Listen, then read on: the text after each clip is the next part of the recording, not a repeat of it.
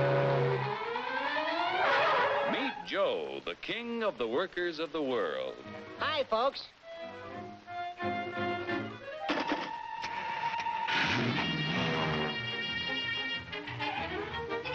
Joe's the king because he can buy more with his wages than any other worker on the globe.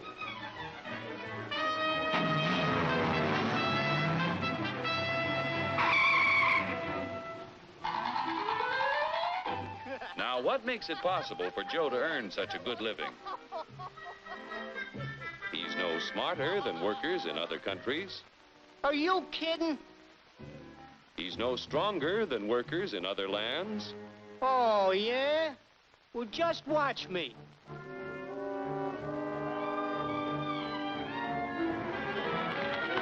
Ow!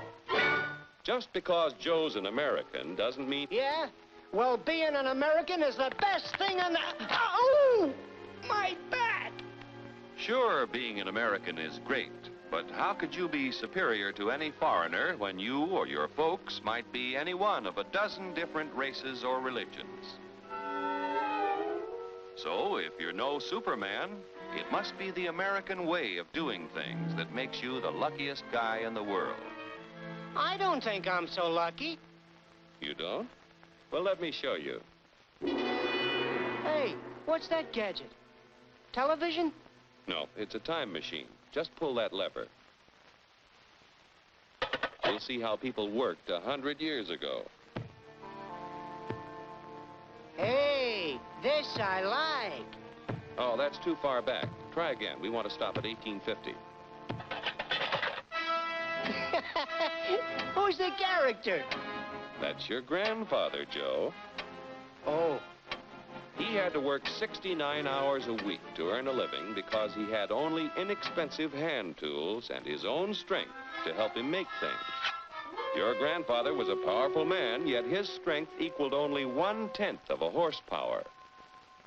You have hundreds of horsepower in this costly giant of a machine to multiply your strength and efficiency 1,000 times.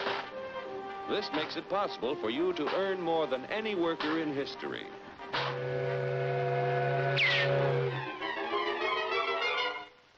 And still have leisure time each day to enjoy life. So I'm lucky. But what about the rich guy who does nothing while I do the work?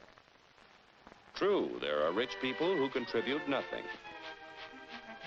And there are poor people who contribute the same.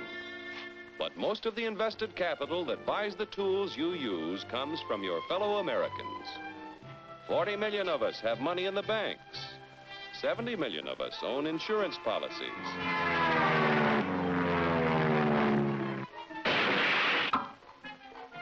Over 15 million of us invest savings in corporation stocks and bonds, which help to finance industry.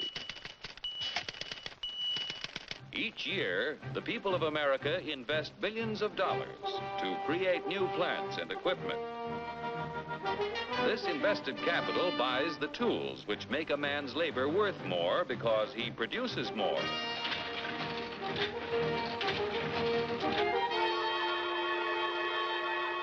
In China, for example, where there is practically no capital available for investment in plants or tools, a man's labor is not worth very much. A coolie takes 10 days to move 10 gallons of kerosene 100 miles at a freight cost of 10 cents a gallon.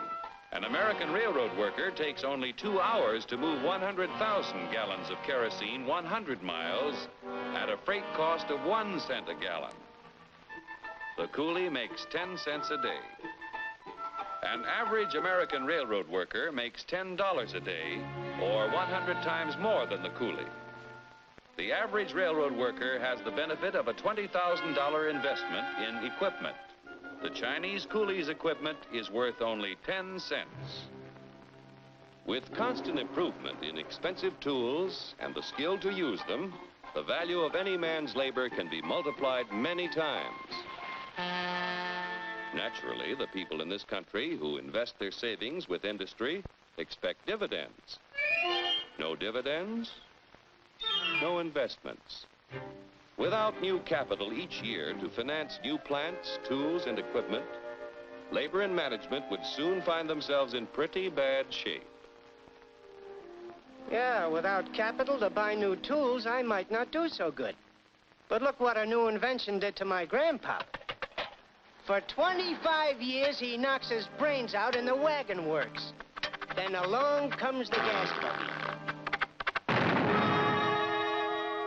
Need I tell you what happened to Grandpop?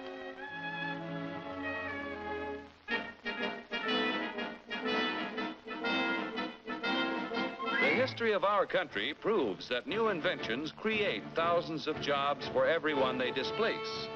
So it wasn't long before your grandfather had a better job, at more pay for less work. Our industrial progress is largely the result of the competitive struggle between companies to capture the market to increase profits.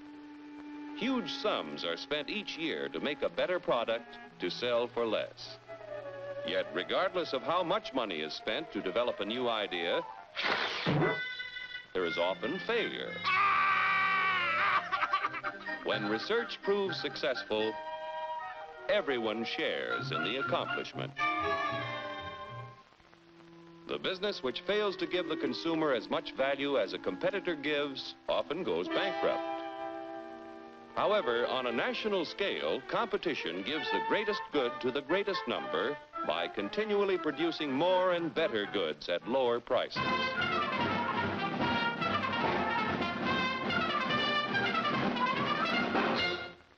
The American way of doing things makes it possible for more people to own their own homes.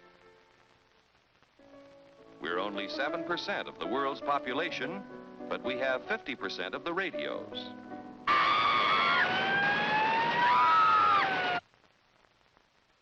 We have 54% of the world's telephones.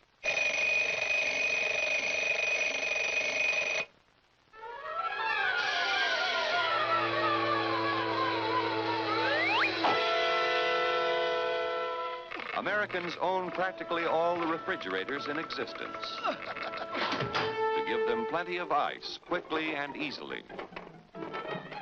Bathtubs, we've got 92% of them.